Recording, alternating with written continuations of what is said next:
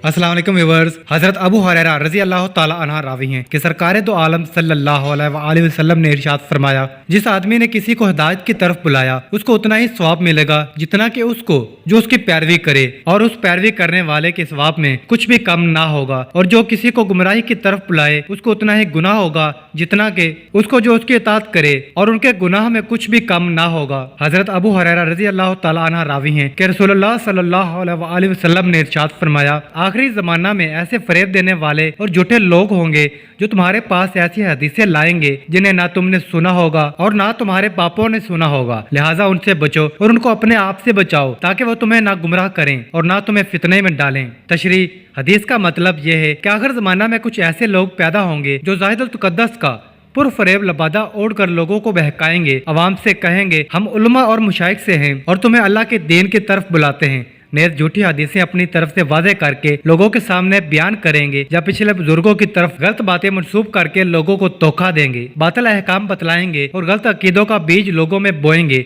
लिहाजा मुसलमानों को चाहिए कि अगर वो ऐसे लोगों को पाए तो उनसे बचें। ऐसा ना हो कि वो अपने मकरूह फरेब से नेक लोगों को फितने में डाल दें, यानी शिरको बिद्दत में मुब्तला कर दें। इसका हुक्म मतलब यह है कि दीन के हासिल करने में एहतियात से काम लेना चाहिए। नेज बिद्दती और ऐसे लोगों की सोबत से बचना चाहिए जो जाती अगराज और नफसियाती ख्वाहिशात की बिना पर दीन और मजहब के नाम पर लोगों को धोखा देते हैं। दोस्तों, मजीद इस्लामिक वीडियो देखने के लिए हमारा चैनल सब्सक्राइब करें। जज़ाकल्लाह।